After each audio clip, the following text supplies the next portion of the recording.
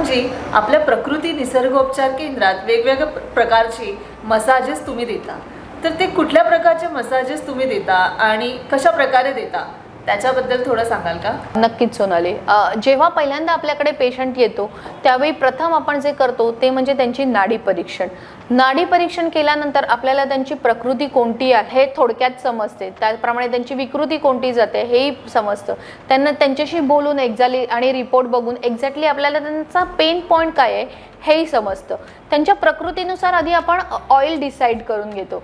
पहिल्यांदा येतो तो म्हणजे डीप टिश्यू मसाज. ह्या टिश्यू मसाजमध्ये कुणाला जास्त असं क्रोनिक पेन आहे किंवा बॉडी एकदम स्टिफनेसमध्ये आहे, जसे की स्पोर्ट्समन आहेत किंवा काही इंजुरी झालेली असेल, अशा वेळेमध्ये तुम्हाला जी काही डीप अशी बॉडीला स्टिफनेस दिलेला असेल अशा वेळी आपण डीप टिश्यू मसाज घेतो. ह्यामध्ये आपण ऑइल मॅक्झिमम त्यांच्या शरीरामध्ये मुरवण्याचा प्रयत्न करतो, जेणेकरून ठराविक लेयर्स पार करून 3 to लेयर्स पार करून आपलं शरीर आपलं ऑइल आपल्या मसल्सपर्यंत आणि हाडांच्या सरफेस लेवलला जायला सुरुवात होते. त्यामुळे हाडांचा जो मसल्सला आलेला जो स्टिफनेसपणा आहे तो कमी होऊन ते सैलसर होण्यास मदत होते. तसेच ऑटिझम चाइल्ड आहेत त्यांच्यामध्ये देखील आपल्याला डीप टिश्यू मसाज द्यावा लागतो, कारण त्यांचे शरीर पूर्ण एकदम मजबूत नाही, त्यांचं शरीर ऑलरेडी एकदम ताठरलेलं असतं. त्यांच्या मुवमेंट्स कमी असतात, त्यांची फ्लेक्झिबिलिटी कमी असते. ते शरीर फ्लेक्झिबल व्हायला, ते त्यांची लवचिकता वाढण्यासाठी आपल्याला तिथे डीप टिश्यू मसाज देऊन ते स्नायू लूज करून द्यायचे असतात. त्याचप्रमाणे डीप टिश्यू मसाजमध्ये तुमचा रक्तप्रवाह देखील सुरळीत व्हायला खूप मसाज होते. दुसरा मसाजचा टाईप आहे तो म्हणजे रिलॅक्सेशन मसाज. जेव्हा पेशंट आपल्याकडे एक संडे आहे, एक सुट्टी आहे, आपल्याला खूप तणाव आहे आणि आपल्याला रिलॅक्स व्हायचं आहे यासाठी येतो, त्यावेळी आपण त्यांना रिलॅक्सेशन मसाज त्याप्रमाणे की ते त्यांची पूर्ण बॉडी एका ऊर्जेचं त्यांची जी ऊर्जा कमी झालेली आहे त्या ऊर्जेचं रूपांतर एका हायर एनर्जीमध्ये, म्हणजे एक एनर्जी लेवल आपण त्यांचा वाढवण्याचा प्रयत्न करतो. अशावेळी आपण त्यांना किती जास्त सुखकारक वाटेल याप्रमाणे त्यांच्या गरजेनुसार पाहिजे तेवढं प्रेशर देऊन त्यांना मसाज दिला जातो. आणि सोनाली, सगळ्यात महत्त्वाचं म्हणजे जेव्हा आपण म्हणतो की एक ऊर्जा, तर लॉ ऑफ एनर्जी किंवा एनर्जी आपण ज्याला म्हणतो की energy neither can be create neither can be destroy, it can be transfer from one form into another form. म्हणजे आपली ही ऊर्जा कमी झालेली आहे, तर ह्या कमी झालेली ऊर्जा आपण शरीरात वाढवणार कशी आहोत, तर ही ऊर्जा आपण निसर्गाकडून घेणार आहोत. त्याआधी आपल्याला साक्षीभाव असणं फार गरजेचं असतं. जेव्हा आम्ही पेशंटला पहिल्यांदा ट्रीट करतो किंवा ट्रीटमेंट सुरू करतो तेव्हा आम्ही पहिल्यांदा करतो तो त्यांना नमस्कार, कारण हे स्थूल शरीर हे आमच्यासाठी देवासमान आहे आणि आम्ही काहीही करत नाही आहोत. आम्ही फक्त या ऊर्जेचं रूपांतर दुसऱ्या ऊर्जेत होताना आम्ही फक्त माध्यम आहोत. हा जो साक्षीभाव आहे की करता करविता तो आहे, आम्ही फक्त माध्यम आहोत, हा साक्षीभाव ठेवणं हे त्यावेळी फार गरजेचं असतं. आणि जेव्हा आपण साक्षीभाव ठेवतो तेव्हा त्याचे परिणाम किंवा त्याचे रिझल्ट्स खूप चांगल्या प्रकारे मिळतात. तर अशा प्रकारे जेव्हा आपण रिलॅक्सेशन मसाज देतो तेव्हा एक भाव असतो तो ट्रान्सफर होऊन, साक्षीभावामधला एक जो प्युअर भाव असतो तो ट्रान्सफर होऊन एक ऊर्जेची लेवल वाढवली जाते. तिसऱ्या टाईपचा मसाज आहे तो म्हणजे अभ्यंगम मसाज. अभ्यंगम मसाजमध्ये ऑइल मॅक्झिमम वापरलं जातं आणि त्याचे काही ठराविक 2 हातांचे असे स्ट्रोक असतात. हा मोस्टली आपण आयुर्वेदिक मसाजमध्ये अभ्यंगम मसाज हा मोडला जातो. आपले जे त्रिदोष आहेत म्हणजेच आपल्या नाडीनुसार आपण जे चेक केलेलं आहे कफ, वात, पित्त, अभ्यंगामध्ये देखील वेगवेगळ्या तेलांचा वापर करून आपण त्रिदोष संतुलित करण्यास मदत करतो. अभ्यंगम मसाज मुख्यत्वे करून ड्राय स्किन आहे, त्याचप्रमाणे वातदोष अधिक वाढलेला आहे, त्याच्यानंतर तुमचं वीक इम्युनिटी आहे म्हणजे जिथे जास्त घर्षणाची गरज नाही अशा रुग्णांसाठी अभ्यंगम मसाज हा दिला जातो. आपल्याकडे मुख्यत्वे करून केला जातो तो म्हणजे सायंटिफिक मसाज. हा मसाज आहे हा आपण ॲक्युप्रेशरच्या मेरिडियनवरती, म्हणजे मी माझ्या पहिल्या भागात जे सांगितलं की ॲक्युप्रेशर आपण कशा प्रकारे करतो, तर ह्या ॲक्युप्रेशरच्या मेरिडियन आहे म्हणजे ॲसिडिटी वाढलेली आहे असा जेव्हा पेशंट आपल्याकडे येतो त्यावेळी ॲसिडिटी म्हणजे काय की लिव्हर, म्हणजे हा जो मसाज आहे हा मला लिव्हर मेरिडियनवरती करायचा आहे. मग आपण त्याच्या लिव्हर मेरिडियनवरती मसाज करून ॲसिडिटी कमी करण्याचा प्रयत्न करतो. अरोमा थेरपी किंवा तुम्ही म्हणा सुगंधित द्रव्याने मसाज करणे, जेव्हा पेशंट एकदम स्ट्रेसफुल कंडिशनमध्ये ताणतणावामध्ये आहे तर स्ट्रेस मॅनेजमेंटसाठी मुख्यत्वे करून आपण विविध सुगंधित द्रव्य वापरून हा मसाज करतो, जेणेकरून त्याचा इफेक्ट त्यांच्या नर्वस सिस्टीमवरती येतो. नर्वस सिस्टीमवरती आलेलं प्रेशर रिलीज होतं आणि त्यांना एकदम रिलॅक्स आणि तणाव फ्री वाटतं. कपिंग मसाजमध्ये अगेन मी सांगेन की मोस्टली जिमला जाणारी लोक हा मसाज प्रेफर करतात किंवा जिथे खूप स्टिफनेस असेल अशा वेळी आपण पहिल्यांदा शरीराला पूर्ण ऑइल लावून घेतो आणि त्याच्यानंतर एका ठराविक पद्धतीने त्या ठिकाणी आपण कप फिरवून हा मसाज दिला जातो. हॉट स्टोन मसाजमध्ये मुख्यत्वे करून वात प्रवृत्ती ज्यांना असते अशा लोकांना, म्हणजे जिथे शरीर जास्त थंड पडत असेल त्या लोकांना आपण गरम स्टोनने आपण मसाज देतो. तसंच बाळणपणाच्या पूर्वी जिथे स्त्रियांचे खूप गुडघे सुजून येतात किंवा शरीरावर हलकीशी सूज असते त्यावेळी एका ठराविक स्ट्रोकमध्ये त्यांना प्रीनेटल म्हणून आपण त्यांना मसाज देतो की डिलिव्हरीच्या आधी त्यांना थोडीशी ताकद यावी किंवा ती ऊर्जा त्यांची मेंटेन राहावी, कारण आपण खूप थकायला आपली सुरुवात झालेली असते. तर त्यावेळी अवयवांना एक स्ट्रॉंगनेस येण्यासाठी आपण हा एक ठराविक पद्धतीचा, पण हा खूप सायंटिफिक प्रकारे दिला जातो.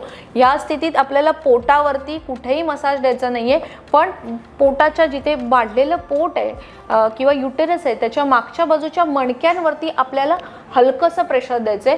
मांड्या आणि आपले पाय, पोटऱ्या या भागांमध्ये जास्तीत जास्त आपल्याला मसाज द्यायचा आहे. पोस्टनेटल मसाजमध्ये स्त्रियांचं पोट एक फुगलेलं असतं किंवा स्ट्रेच मार्क्स असतात, तर अशा वेळी आपल्याला त्यांचं पोट कमी करायचं असतं किंवा वाढलेली अतिरिक्त जी चरबी आहे त्याच्यावरती काम करायचं असतं. मग या ठिकाणी आपल्या पोटावरती देखील जर स्टिचेस नसतील, नॉर्मल डिलेव्हरी असेल तर आपण ते करू शकतो. स्टिचेस असतील, सिझेरियन असेल तर आपण ते करू शकत नाही. तर हा मसाज मुख्यत्वे करून पोटावर दिला जातो, तिथे त्यांना शेक वगैरे पण दिला जातो.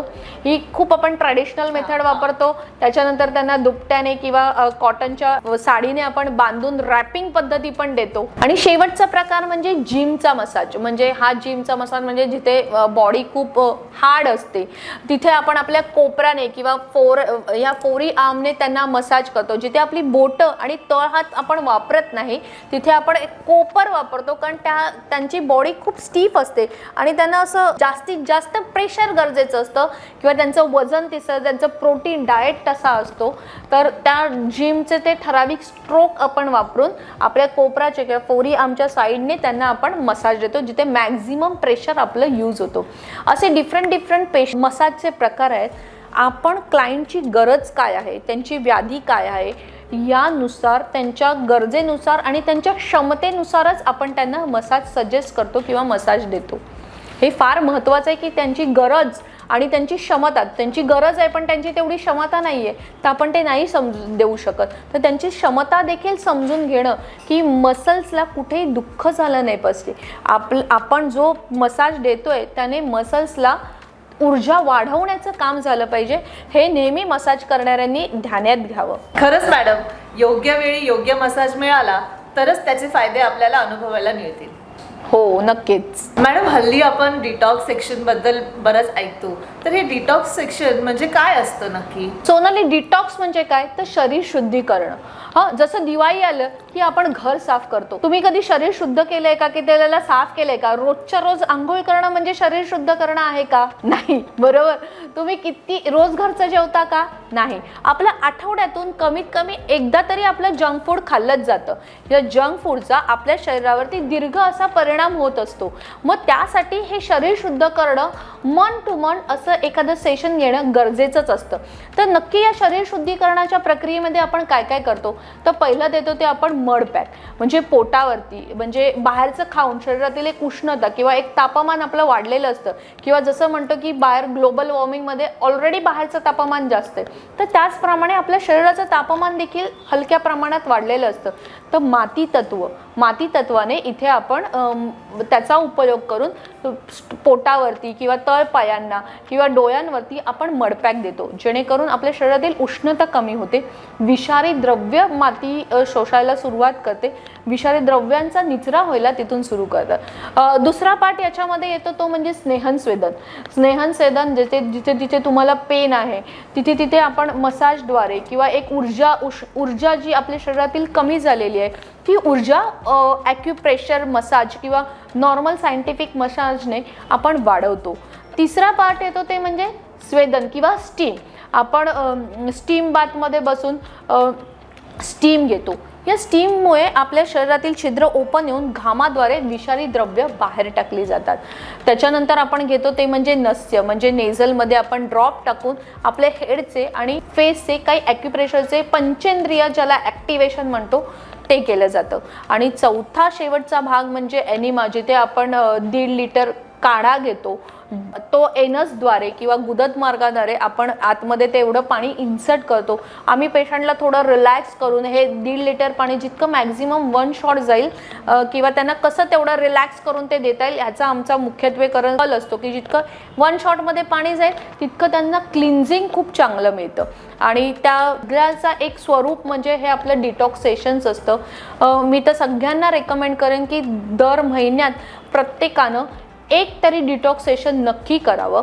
ह्याच्यामुळे आपण जे दर आठवड्याला किंवा महिन्यातून 2-3 वेळा जे बाहेर खाल्लं जातं किंवा काही ना काहीतरी औषधं, आपण डोकं दुखलं हे औषध घ्या किंवा ते कुठेतरी शरीरात विषारी द्रव्यांची जी वाढ झालेली असते, शरीराचं तापमान असंतुलित झालेलं असतं, हार्मोन्स इम्बॅलन्स झालेले असतात, हे सगळं दूर व्हायला आपल्याला नक्कीच बनेल.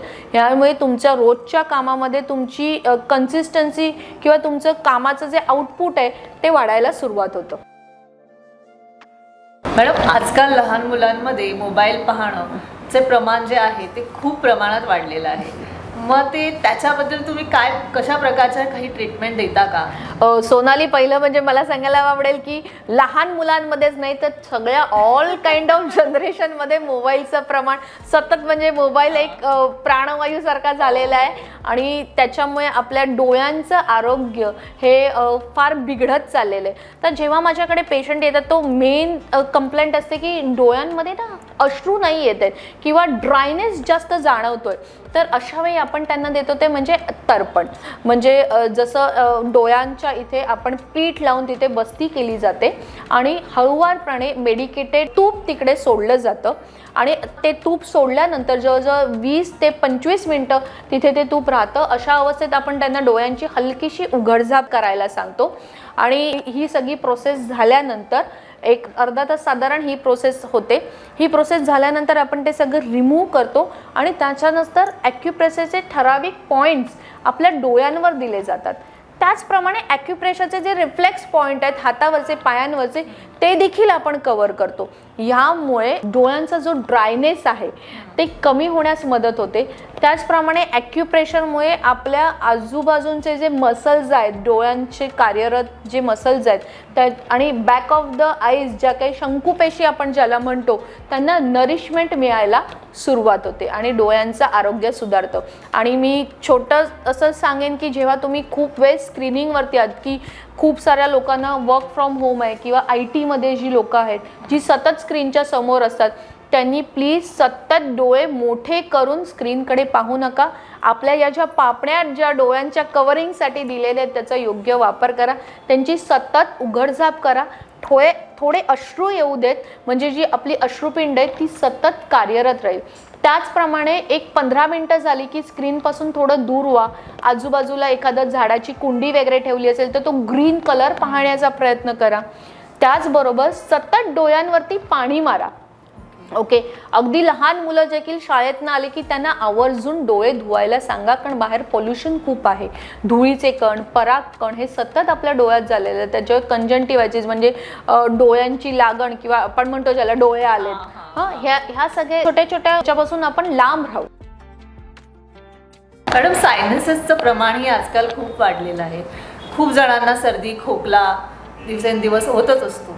तर त्याबद्दल आपल्या निसर्गोपचार केंद्रामध्ये काय ट्रीटमेंट दिल्या जातात? सोनाली, मला याबद्दल बोलायला नक्कीच आवडेल, कारण मी हल्ली खूप साऱ्या केसेस की बाहेर सकाळी जरी पाहतो तरी धूर धुकं यांचं मिश्रण झालेलं असतं. लोकांना ट्रॅव्हलिंगमध्ये पण श्वास घ्यायला कठीण होतंय आणि अशा खूप साऱ्या केसेस आमच्याकडे हल्ली येत आहेत. तर म्हणजे ह्याच्यावरती उपचार पद्धतीमध्ये सगळ्यात महत्त्वाचं आहे ते म्हणजे नस्य. ओके. तर नस्यामध्ये पंचगव्य किंवा एक गाईचं तूप जे प्रोसेस केलेलं तूप असतं ते नेझल मार्गाद्वारे, म्हणजे जर फिमेल असेल तर तिच्या आधी डाव्या नाकपुडीत सोडलं जातं, मेल असेल तर त्यांच्या उजव्या नाकपुडीत सोडलं जातं. त्याच प्रमाणात सायनसचे जे काही ॲक्युप्रेशरचे पॉईंट आहेत जे आपल्या नोजच्या आणि आईसच्या आणि ह्या इयरलोबच्या मागे, त्याचबरोबर या साईडला ऑसिपिटल लोबच्या इथे जे पॉईंट्स आहेत ते आपण कव्हर करतो. हे झाल्यानंतर आपण त्यांना धुरी देखील देतो, छान अशी धुरी देतो त्यांना. त्या ट्रॅडिशनल पद्धत आहे ती धुरी दिली जाते अशी बिडी शेप करून त्यांना धुरी देखील देतो. जर धुरी तुम्हाला सहन होत नसेल तर आपण ठराविक पद्धतीने त्यांना इथे स्टीम देतो, पण ती एक प्रोसेसमधली स्टीम असते किंवा त्याच्यामध्ये आम्ही काही ठराविक पाण्यामध्ये आपली औषधद्रव्य मिसळतो आणि त्याच्यानंतर ती स्टीम दिली जाते. याचबरोबर मला हल्ली जो जाणवतं ते म्हणजे सायनसेस इथे साचून, हे सायनसेस ज्या कॅव्हिटी आहेत तिकडे साचून सगळं जाम झालेलं असतं. कधी कधी सेप्टम डेव्हिएशनमध्ये च्या केसेस आपल्याकडे येतात. मग अशा ठिकाणी लोकांना श्वास घ्यायला पण कठीण होतं. तर अशा वेळी इथे योग अभ्यास हा खूप किंवा शुद्धी क्रिया योग अभ्यासातल्या या खूप महत्त्वाचा रोल प्ले करतात. म्हणजे आपण इथे शास्त्रशुद्ध पद्धतीने आधी त्यांच्याकडून जलनेती करून घेतो, त्यांना ती प्रॉपर वेने शिकवतो. जलनेतीच्या आधी काय करायचं आणि जलनेती केल्यानंतर जे पाणी आतमध्ये साचलेले असतं, म्हणजे ब्रेन्सच्या काही व्हेंट्रिकल्स आहेत तसेच सायनस कॅव्हिटी आहे, ह्याच्यामध्ये जलनेती केल्यानंतर देखील पाणी राहतं. तर ते पाणी बाहेर कसं काढायचं, पोस्ट जलनेतीच्या ज्या क्रिया आहेत त्या खूप महत्त्वाच्या आणि त्या करणं खूप गरजेचं आहे. म्हणजे जरी तुम्हाला सायनसेसचा त्रास असेल तरी जलनेती तिथे खूप, म्हणजे जलनेतीच्या अशा पाण्याने देखील असा सायनस खूप असा खाली आलेला आम्ही लोकांचा पाहिलेला आहे. त्याचबरोबर सेप्टेम डेव्हिएशनमध्ये जेव्हा आपण सूत्रनेती आणि वेसन नेती किंवा रबर नेती ज्यावेळी शिकवतो त्यावेळी त्याचे रिझल्ट जे की आपल्याला खूप छान येतात. म्हणजे हल्ली एक महिन्याभरात आम्ही जवळजवळ 10 लोकांना रबर नेती आणि वेसन नेती शिकवली आहे की एवढं आज या 2-3 महिन्यात आम्हाला याचं प्रमाण एवढं वाढलेलं दिसलंय. सोनाली, आजकाल ताणतणाव इतका किंवा स्ट्रेस इतका वाढलेला आहे की या स्ट्रेस मॅनेजमेंटमध्ये सगळ्यात उत्तम उपाय निसर्गोपचारामध्ये तो म्हणजे शिरोधारा.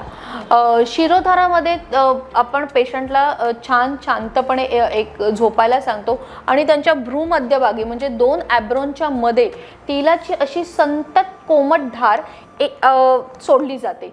यामुळे आपल्या ज्या ब्रेनच्या सेल्स आहेत त्या ॲक्टिव्ह व्हायला, त्या प्रथम त्या रिलॅक्स होतात. तर त्यांना रिलॅक्स करणं किंवा त्या पेशंटचे जे विचार वाढलेले आहेत त्या विचारांना शांत करण्यासाठी एक सतत असं तेलाची धार सोडल्यामुळे त्यांना एक ॲक्टिवेशन मिळतं आणि ते रिलॅक्स व्हायला मदत होते. त्याचबरोबर मायग्रेन म्हणा किंवा वर्टिगो म्हणा या केसेसमध्ये आपण शिरोधारा नेहमीच रेकमेंड करतो किंवा एपिलेप्सीसारख्या केसेसमध्ये पण आपण शिरोधारा रेकमेंड करू किंवा स्ट्रेस मॅनेजमेंटमध्ये शिरोधारा रेकमेंड करतो. शिरोधाराचा दुसरा प्रकार म्हणजे एक तक्रधारा आपण ज्याला म्हणतो. जेव्हा बाहेर उष्णता खूप आहे, म्हणजे जसं मे महिना येईल, मे महिन्यात उष्णता आपल्याकडे फार प्रचंड प्रमाणात वाढलेली असते, तर अशा वेळी आपण तेल धारा न देता आपण जसं शंकराच्या पिंडीवरती पाणी किंवा दूध वाहतो तसंच आपण इथे बेलाचं पाणी आधी उकळवून घेतो, बेलाची पानं, आणि ती थंड करतो ते पाणी. कारण बेल हा शंकरावर मुळात व्हायला जातो, तो म्हणजे त्या पिंडीचा त्या लिंगाचा दाह कमी व्हायला. तर हे पाणी आपण धारेमार्फत आपल्या कपाळावर सोडलं जातं जेणेकरून तुमच्या शरीरातील पूर्ण पेशींना एक थंडावा मिळतो. त्याचबरोबर दुसरं आपण वापरतो ते म्हणजे तक्रधारा. म्हणजे इथे बेलाच्या पानांच्या ऐवजी डायल्यूट असं ताक आपण वापरलं जातो जे सतत धारेच्या स्वरूपात आपल्याला कपाळाच्या 2 भुवयांच्या मध्ये सोडायचं आहे. शिरोधारा झाल्यानंतर आपण करतो तो म्हणजे हेड मसाज. म्हणजे शिरोधारा घ्यायची आहे पण त्यांना केस गळते खूप, असे जेव्हा पेशंट येतात त्या पेशंटना देखील आपण शिरोधारा रेकमेंड करतो. म्हणजे आपल्या केसात कोंडा झालाय किंवा केसांचा व्हॉल्यूम कमी झालाय किंवा केस गळती खूप वाढली आहे, हे प्रमाण तर आता खूपच वाढलेलं आहे. हो, कारण हल्ली स्त्रिया केसांवरती ते बुटॉक काय प्रोटीन थेरपी खूप साऱ्या थेरपी करत असतात आणि त्याच्यामुळे मुळात जो केराटिन आपल्या केसांमधला आहे त्याचा पोत आहे तो कमी व्हायला सुरुवात होतो आणि तो पोत वाढावा म्हणून शिरोधरा आपण नक्कीच रेकमेंड करतो. ह्याच्यामध्ये आम्ही औषधी वनस्पतींचा म्हणजे माका आहे, त्याच्याप्रमाणे जास्वंद आहे, त्याच्याप्रमाणे अश्वगंधा आहे, असे औषधी घटक वापरून ते तेल असं छान तयार करतो आणि त्याची धारा तुमच्या कपाळावर सोडून ती मग ती केसांमध्ये पूर्ण मुरवलं जातं ते तेल. हे झाल्यानंतर शिरोधरा झाल्या आपण तिथे केसांना ॲक्युप्रेशरचे काही ठराविक पॉईंट देतो, जेणेकरून आपल्या स्काल्पवरती ते पॉईंट दिल्याने आपली हेअर ग्रोथ व्हायला सुरुवात होते. किंवा कोंडा झाला असेल तर आपल्या कोंड्याचं मूळ कारण म्हणजे ब्लड सर्क्युलेशनची कमतरता. आपल्या स्काल्पला जेव्हा ब्लड कमी प्रमाणात पोचतं तेव्हा तिथे ड्रायनेस येऊन तो स्काल्पचा त्वचा निघायला सुरुवात होते, त्याला आपण कोंडा असं म्हणतो. तर जेव्हा ते आपण ऑइल करतो तेव्हा त्याला एक पोषण द्रव्य मिळत असतं. तर अशा केसमध्ये आपण शिरोधारा नक्कीच रेकमेंड करतो, बट विथ ॲक्युप्रेशर पॉईंट आणि विथ मेडिकेटेड ऑइल. ह्याच्यानंतर एक प्लस पॉइंट म्हणजे आपल्याकडे दिलं जातं ते केशधूपम. छान असं धूप केला जातो. जसं आधीच्या येस काळात येस द्यायला येस देत होते, म्हणजे जे मुघलांच्या तुम्ही येस राजा मुघलांच्या राणी काळात म्हणजे येस तुम्हाला आपल्याकडे नक्कीच हा फील मिळेल की तुम्ही आज राणी आहात. नक्कीच सगळ्या स्त्रियांनी याचा फायदा घ्यावा मी तर म्हणेन. केशधूपम ही त्यातलीच एक थेरपी आहे की आपण छान केसांना आयुर्वेदिक मेडिकेटेड धूप देतो की ज्याचा तुम्हाला केसांना छान वासही राहतो आणि केस हेल्दी व्हायला, त्याचा व्हॉल्यूम वाढायला नक्कीच मदत होईल. मॅडम, बस्ती तुम्ही घेता जसं की कटी बस्ती आहे, जानू बस्ती आहे, ह्या दोन्ही बस्तींबद्दल आम्हाला थोडं संक्षिप्तमध्ये सांगाल का? हो नक्कीच सोनाली. बस्ती म्हणजे पहिल्यांदा मी तुम्हाला बस्ती म्हणजे काय ते सांगते की एका ठराविक भागात जिथे दुखापत झालेली आहे किंवा जिथे आपल्याला गरज आहे त्या भागामध्ये आपण पिठाचं असं एक वंगण करतो. तिथे उडदाचं पीठ वापरलं जातं किंवा आपलं साधं कणिक वापरली जाते आणि ती कणिक अशी विहिरीच्या आकाराची बनवून खोल अशी थोडीशी खोलगट अशी बनवून तिथे आपण गरजेनुसार किंवा त्यांच्या प्रकृतीनुसार किंवा त्यांच्या डिझीजनुसार आपण तिथे ऑइल सोडतो. म्हणजे ऑइलचं राहणं म्हणजे बस्ती. बस्ती म्हणजे राहणं. कशाचं राहणं? तर ते ऑइलचं राहणं. म्हणजे तिथे जवळजवळ 20 ते 25 मिनटं ऑइल सतत राहतं. जर मानेवर दिली जाते तर तिला आपण ग्रीवा बस्ती असं म्हणतो. जर तिला आपण पाठीवर दिली जाते तर तिला कटी बस्ती असं म्हणतो.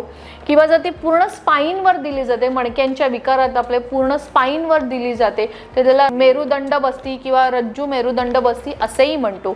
गुडघ्यांवर जी दिली जाते तिला आपण म्हणतो जानू बस्ती. नाभीवरती म्हणजे पुढून आपण पाठीवरती झोपून पोटावर जी दिली जाते तिला म्हणतो आपण नाभी बस्ती. म्हणजे प्रत्येक अवयवाला आपण त्या दुखण्यानुसार तिथे ऑइल राहणं हे किती महत्त्वाचं हे आता तुम्हाला नक्कीच समजेल की ते जे दिली जाते आणि त्या प्रकारे जी ट्रीटमेंट घेतली जाते योग्य प्रकारचे ऑइल्स वापरून त्याला आपण बस्ती असे म्हणतो. सोनाली, जेव्हा आपल्याला स्पॉन्डायलिसिस असतो किंवा आपल्याला मानेचे काही दुखणे असतं तेव्हा जी घेतली जाते ती असते ती म्हणजे ग्रीवा बस्ती. ओके. जेव्हा आपल्याला फ्रोझन शोल्डर असतो किंवा शोल्डर्स दुखत असतील किंवा त्या रिलेटेड काही डिसीज असते त्यावेळी आपण शोल्डरवरती बस्ती देतो, त्याला म्हणायचं स्कंद बस्ती. स्पाईन रिलेटेड म्हणा किंवा आपले स्नायू खूप आखडलेले आहेत आणि स्पाईनमधून येणाऱ्या मज्जारज्जू त्या तेवढ्या प्रमाणात काम करत नाहीये, ती जेव्हा पूर्ण स्पाईनला आपण बस्ती घेतो ती म्हणजे मेरुदंड बस्ती. सियाटिका किंवा लंबार स्पॉन्डायलिसिस असे जे डिसीज आहेत ह्या डिसीजला आपण उपचार म्हणून जी बस्ती घेतली जाते ती म्हणजे कटी बस्ती. पोटाचे विकार आहेत ह्यावेळी जी बस्ती घेतली जाते ती म्हणजे नाभी बस्ती. वात सरकली आहे किंवा इंटरनल डायजेशनमध्ये आपल्याला ड्रायनेस जाणवतो आहे किंवा एखाद्या स्पिंटरची क्षमता आपली कमी झालेली आहे उघडझाप करणाऱ्या वाल्वची, ती म्हणजे आपली नाभी बस्ती. जी हृदयावर घेतली जाते ती म्हणजे हृदय बस्ती. जी आपल्या डोक्यावरती घेतली जाते म्हणजे अगदी मायग्रेनसाठी देखील आपण इथे छान असं हे करून उभं करून तिथे बस्ती देतो ती म्हणजे शिरोबस्ती. गुडघ्यांमध्ये गादींची झीज झालेली आहे, गुडघ्यांमधलं वंगण कमी झालेलं आहे, गुडघ्यांना आपल्याला नी रिप्लेसमेंट सजेस्ट केली आहे पण आपल्याला नी रिप्लेसमेंट करायची नाही आहे तर त्यावेळी घेतली जाते ती जानू बस्ती. आपल्याला बद्धकोष्ठता आहे किंवा शरीरात इंटरनल ड्रायनेस आहे आणि तो आपल्या आपल्याला मोशन नीट होत नाहीये तर त्यावेळी घेतली जाते ती म्हणजे उदरबस्ती. तर हे बस्तीचे वेगवेगळे प्रकार आहेत आणि वेगवेगळे डिझीजनुसार वेगवेगळी तेलं वापरून आपण बस्तीचा उपयोग करतो. आयुर्वेदात ना आपण जोड शब्द वापरतो, स्नेहन आणि स्वेदन.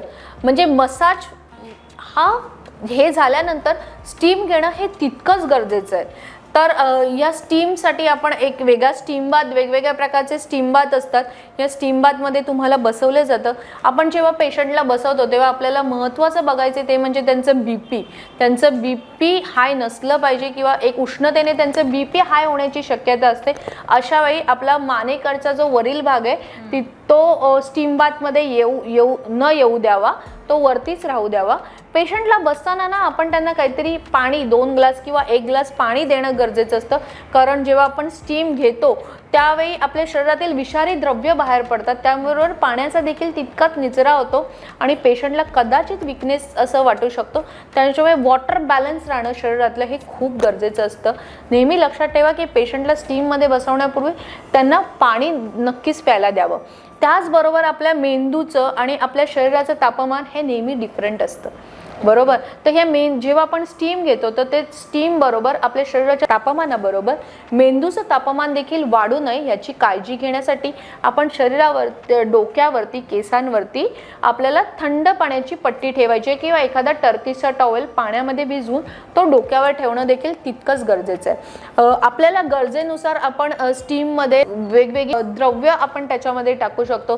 जेव्हा स्ट्रेस मॅनेजमेंट सारखे आपल्याकडे केसेस येतात तेव्हा आपण पाण्यामध्ये सुगंधित द्रव्य टाकतो की ज्याचा अरोमा त्या स्टीमद्वारे आपल्या पूर्ण शरीराला येऊन आपली पूर्ण पंचेंद्रिय उत्तेजित होतील. त्याचबरोबर जेव्हा काही वेदनाशामक आपल्याला जेव्हा ट्रीटमेंट घ्यायच्या असतील तेव्हा आपण निगडीसारख्या पानांचा वापर करतो. जेव्हा एक ऑक्सिजन लेवलची क्षमता कमी होते त्यावेळी आपण तुळशीसारख्या पानांचा आपण वापर करतो. रोगप्रतिकारक किंवा काही डिझीज असतील शरीराला झालेले किंवा त्वचारोग काही असेल अशा वेळी आपण कडुनिंबाच्या पानांची देखील स्टीम देतो. सो ह्या स्टीम बाथमध्ये देखील आपण वेगवेगळे प्रकारची औषधं द्रव्य वापरून स्टीम देतो, पेशंट्सना देतो, ज्याचे खूप छान आपल्याला रिझल्ट्स देखील येतात. सोनाली, आपल्याकडे ना जेव्हा पेशंटला ऑइलिंग केलं जातं किंवा मसाज केला जातो आणि त्यावरही आपल्याला त्यांना जास्तीत जास्त वेदनेपासून दूर करायचं त्यावेळी आपण देतो तो म्हणजे पोटली मसाज. अशा वेळी आपण जर जास्त डीप असं पेन असेल, जसं मी मसाजमध्ये सांगितलं की वात किंवा कफ प्रवृत्ती असेल तेव्हा आपण, किंवा डीप पेन असेल तेव्हा आपण स्टोनचा मसाज देतो. तेव्हा कधी कधी जास्त डीप पेन असेल त्यावेळी मसाज नंतर आपण त्यांना पोटलीचा म्हणजे रेतीची जी पोटली आहे ती रेती छान गरम करून ती छान त्याची पोटली करून ती पूर्णांगाने त्याला त्याच्यावरती आपण मसाज देतो किंवा पोटलीचा त्याच्यावरती शेक देतो. त्याचप्रमाणे कधी कधी जेव्हा गरज असेल त्याच्यानुसार, वेदनेनुसार किंवा त्यांच्या डिझीजनुसार आपण पर्णपोटली देखील देतो. म्हणजे निगडी, लिंबू किंवा अगदीच आधी तुम्ही एरंड्याची पानं म्हणा, ही सगळी पानं वापरून अशी आपण छान पर्णपोटली करतो आणि त्याचा देखील मसाज आपण गरम गरम असा मसाज पेशंटला देतो. कधी कधी आपण चूर्ण देखील या गोष्टी चूर्ण वापरून देखील पेशंटला पोटली करून, त्या चूर्णाची पोटली करून देखील आपण त्याचा मसाज घेतो. मी एक सांगायचं राहिलं की जेव्हा आपण नस्यचा हा भाग डिस्कस केला त्यावेळी देखील आपण त्यांना त्यांची छाती किंवा अस्थमासारखे जेव्हा पेशंट येतात तेव्हा आपण त्यांना अळशी, ओवा, ज्येष्ठी मध किंवा आलं, त्याच्यामध्ये आपण जिंजर ज्याला म्हणतो ते जास्तीत जास्त प्रमाणात छान वापरून त्याला छान रोस्ट करून त्याची पोटली बनवून त्याचा आपल्याला रिबकेजवरती आणि पाठीवरती त्याचा आपण मसाज देतो किंवा शेक देतो, जेणेकरून डीप असा त्यांचा जो कफ आहे तो रिलीज व्हायला मदत होतो. हां, म्हणजे हे नस्यमधला एक राहिलेला छोटासा भाग मी तुम्हाला पोटली, आता तुम्ही पोटली जेव्हा म्हणाला तेव्हा मला पटकन आठवलं की अरे आपण हे नस्यमध्ये पण देतो. किंवा घरी जरी लहान मुलांना खूप खोकला झाला असेल किंवा क्रोनिक अशी सर्दी असेल तर मी नेहमी सांगते की साधारण ओवा आणि अळशी एकत्र करा, तिला तव्यावरती मूठ गरम करा, त्याची छोटीशी अशी पोटली करा, त्याच्यामध्ये जर निलगिरीचे ड्रॉप अगदी 1-2 टाकता आले, घरी निलगिरी आपल्या अवेलेबल असते, त्या निलगिरीचे ड्रॉप टाका आणि त्याने छातीला, कानांच्या मागे जिथे लिम्फॅटिक ड्रेनेज असतो किंवा गळ्याकडे असं शेकवा. या शेकण्याने मुलांची सर्दी जवळजवळ 70 ते 80% कमी होते. म्हणजे एक छोटासा हा घरगुती उपाय हा केल्याने सर्दीचं जे संक्रमण झालेलं आहे ते बरं व्हायला किंवा आपला घसा सुटायला देखील खूप छान मदत होते. खरंच मॅडम, हा पोटलीचा जो उपाय तुम्ही सांगितला तो आजीच्या बटव्याचा जसा उपाय असतो तशा पद्धतीने आपण वापरून लहान मुलांचा सर्दी खोकला आरामात दूर करू शकतो. हो सोनाली, नक्कीच. मी तर म्हणेन की हे छोटे छोटे उपाय सगळ्यांनी वापरावे, कारण हल्ली पॉल्युशन खरंच खूप वाढत आहे. मॅडम, कास्य थाळीच्या जे ट्रीटमेंट्स जागोजागी दिल्या जातात, तुमच्याकडेही कास्य थाळीचं मी पाहिलं की आहे. तर हे कास्य थाळी ट्रीटमेंट काय असते ते आम्हाला थोडं सांगाल का? सोनाली, कास्य थाळी ही एक आपली पारंपरिक उपचार पद्धती आहे. म्हणजे पूर्वी आपण पायांना तेल लावून काशाच्या वाट्याने ते घासायचो, राईट. त्याचंच एक हायर व्हर्जन म्हणजे आता घासणं नाही आहे तर ते आधुनिक पद्धतीने ते चक्र फिरवून आपल्याला फक्त त्याच्यावरती पाय ठेवायचे आणि आपण ऑइल किंवा तेल किंवा तिथे तुपाचा वापर देखील केला जातो, करतो आपण. आणि ते पाय त्याच्यावर ठेवल्याने आपल्या शरीरातील जी विषारी घटक आहेत ते बाहेर पडायला सुरुवात होतात. म्हणजे जसं सगळं पूर्ण शरीर, जसं मी तुम्हाला ॲक्युप्रेशरमध्ये सांगितले की पूर्ण शरीर, आपल्या पूर्ण पायांच्या तळव्यांवरती आपलं पूर्ण शरीर पण बसलेलं आहे, त्याचप्रमाणे जेव्हा आपण एक कास्यथाळीवरती पाय ठेवतो त्यावेळी शरीरातील आपोआप सगळ्या ॲक्युप्रेशरच्या पॉईंट्सना प्रेशर मिळून आपल्या शरीरातील विषारी घटक बाहेर पडायला सुरुवात होतात. म्हणजे ते ऑइल अत्यंत काळं काळं किंवा हिरवं असं व्हायला सुरुवात होतं. यावेळी जर तुम्ही म्हणाल की आपले जे त्रिदोष आहे, कुठलं तरी एक दोष आपला असंतुलित, म्हणजे आपण सपोज आता आपलं पित्त वाढलं असेल तर कफ आणि वातावरती देखील त्याचा तितकाच परिणाम होतो. म्हणजे कुठलाही एक दोष वाढीस लागला तर दुसरे दोन्ही दोष आहेत किंवा वृत्ती आहेत त्या असंतुलित होतात. मग कास्य थाळी घेतल्यामुळे तुमची ही त्रिदोष आहेत हे संतुलित व्हायला मदत होते. त्याचप्रमाणे हायर ॲसिडिटी झाली असेल तर ती ॲसिडिटी आपली रिमूव्ह होते. पायात जी जळजळ आहे ती जळजळ कमी होऊन उष्णता एक संतुलित केली जाते शरीरातील पूर्ण. प्रकृती निसर्गोपचार केंद्र आपल्याकडे तर कास्य थाळी आहेच, पण त्याच्याही व्यतिरिक्त आपण कास्यवंद्या मसाज देतो. म्हणजे आपल्याकडे कास्याचे असे छानसे रोटर्स आहेत. आपण पूर्ण शरीराला ऑइल किंवा घी, पेशंटची जशी आवड आहे किंवा त्याची जशी गरज आहे त्याच्यानुसार आपण ऑइल किंवा घी लावतो आणि त्याचबरोबर ते पूर्ण कास्यवंद्याने म्हणजे त्या काशाच्या वाटीने असं तुम्ही समजा आपण पूर्ण शरीर मसाज करून देतो. म्हणजे ही एक आपली ॲडव्हान्स थेरपीच आहे की जिथे त्या धातूचा म्हणजे त्या कास्याच्या याच्यामध्ये 5 धातू मिश्रित असतात. ओके. आणि त्या धातूचे गुणधर्म वापरून आपण आपले त्रिदोष बॅलन्स करत असतो. आणि ही खूप आपली ट्रॅडिशनल आणि छान अशी पद्धत आहे, त्याचा सर्वांनी आवर्जून आस्वाद घ्यावा. मॅडम, आजकालच्या लाईफस्टाईलमध्ये आणि दगदगीच्या जीवनामध्ये लोक आजकाल बाहेरच खातात आणि मग बाहेरचं खाल्ल्यामुळे वेट गेन होतो आणि मग तो वेट गेन झालेला जो आहे तो वेट लॉस कसा करायचा याबद्दल आम्हाला थोडी इन्फॉर्मेशन द्याल का? हो नक्कीच सोनाली, खूप छान प्रश्न आहे. वेट लॉस ही म्हणजे वेट गेन ही आजकालची मोठी समस्या आहे. कारण वेट गेन म्हणजे सगळ्या रोगांना आमंत्रण आहे. ओके. म्हणजे डायबिटीस म्हणा, थायरॉइड म्हणा किंवा त्या प्रकारात देखील वेट गेन होतं. त्याचबरोबर लठ्ठपणा हा हृदयविकाराला मोठं आमंत्रण ठरतं. तर वेट लॉसच्या आपल्याकडे अनेक पद्धती आहेत. ह्याच्यामध्ये आपण 2 सेशनमध्ये आपली थेरपी डिवाइड करतो. एक म्हणजे जिथे आम्ही तुमच्या शरीरावर काम करतोय through massage, steam, different therapy मार्फत, आणि दुसरं म्हणजे तुम्ही तुमच्या स्वतःच्या शरीरावर काम करताय, आम्ही तुम्हाला ती योग्य पद्धत काय ती दाखवते, ती म्हणजे योग आणि स्ट्रेचेस आणि एक्सरसाइज. आणि त्याच्याही वेगळी म्हणजे एक तुमचं म्हणतात ना की बाबा हां मला करायचंच आहे, येस, इफ़ यू आर ठान लिया है आपने कि मुझे करना है तो हम आपके साथ हैं. वो आपको सिर्फ हमारा कहना मानना है, वो डाएट फॉलो जरूर करना है. तर आपली पहिली थेरपी जी असते ती म्हणजे मसाज. आपण डिफरंट टाईपचे इथे मसाज देतो. या घर्षणयुक्त पद्धतीमध्ये आपल्या शरीराची जी चरबी आहे ती घर्षणाने कमी होते. त्याचबरोबर इथे आपण पावडर मसाज देतो, ज्याला ऊर्ध्वतरण असे मसाज आपण म्हणतो, जिथे मॅक्झिमम ओटी पोटाला फॅट आहे किंवा मांड्यांना फॅट आहे. अशा वेळी आपण वेट लॉसची एक ठराविक पावडर वापरून ऊर्ध्वतरण पद्धतीने त्याला मसाज दिला जातो. ही पावडर वापरून लावूनच आपण पेशंटला स्टीममध्ये बसवतो. ह्या स्टीममध्ये आपण त्यांना ठराविक फ्रिक्शन असं, म्हणजे जसं जसं तिथे वाफ वाढत जाते तसं तसं त्यांना आपण इथे फ्रिक्शन देतो. ही फ्रिक्शन मेथड झाल्यानंतर आपण जेव्हा पेशंट ओल्या अंगाने बाहेर येतो तेव्हा त्याला वेट मसाज देखील देतो, किंवा ओल्या अंगामध्ये ते स्नायू तुमचे नरम झालेले त्यावेळी ते ती चरबी विरघळायला पटापट मदत होते. मग त्यावेळी आपण इथे फ्रिक्शन वेट मसाज देतो. ते झाल्यानंतर पेशंट स्वच्छ होतो. या पद्धतीमध्ये दुसरी थेरपी म्हणजे आपण त्यांना ॲनिमा देतो. हा वेट लॉसचा आपला स्पेसिफिक ॲनिमा असतो, जिथे वेगवेगळे काडे किंवा बस्तीचा आपण इथे जास्त प्रमाणात देखील वापर करतो. त्याचप्रमाणे आपण इलेक्ट्रिक व्हायब्रेशन्स देखील तिथे देतो. स्टमकवरती काही स्पेसिफिक ठिकाणी ॲक्युप्रेशरचे पॉईंट दिले जातात. फूट रिफ्लेक्सॉलॉजी आहे. त्याचबरोबर आपण त्यांना रॅपिंग थेरपी पण देतो, की जसं बाळंतिणीचं पोट बांधून ठेवलं जातं त्याच्यामुळे वेगवेगळ्या पद्धती इथे आपण त्यांना वापरतो. Yes, we want the result, कारण पेशंट आमच्यावरती विश्वास ठेवून आलेला आहे आणि आपल्याकडे वेट लॉसचे खूप छान रिझल्ट्स मिळतात. आणि त्याचबरोबर योग अभ्यास, की त्यांचा वेट नक्की कशामुळे वाढलेलं आहे, की तणावामुळे वाढलेलं आहे, कमी खाण्याने वाढलेलं आहे, जंक फूडने वाढलेलं आहे, ह्याचा व्यवस्थित अभ्यास करून आपण त्याप्रमाणे त्यांना योग अभ्यास देतो. कारण त्या प्रत्येक आसन तुमचं बेली फॅटवरती जरी जात असलं तरी हे बेली फॅट नक्की वाढलंय कशाने हे समजून घेऊन त्याप्रमाणे आसनं देणं हे तितकंच गरजेचं असतं.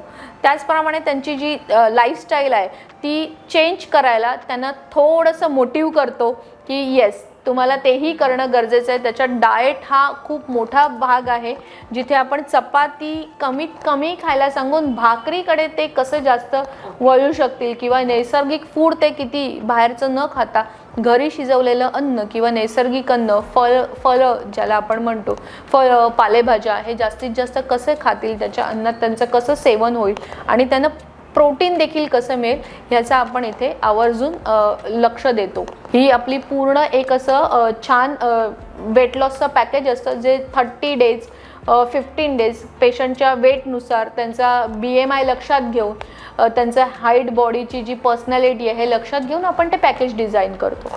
मॅडम, तुम्ही आमच्या या निसर्गोपचार केंद्रामध्ये त्या पद्धतीच्या थेरपीज घेता, तर ते आपण आता ह्या भागात जाणून घेतलं. पण या व्यतिरिक्तही तुम्ही योग अभ्यास आणि मेडिटेशनलाही तितकंच महत्त्व देता. तर त्याच्याबद्दल आपण अधिक माहिती जाणून घेणार आहोत पुढच्या भागामध्ये.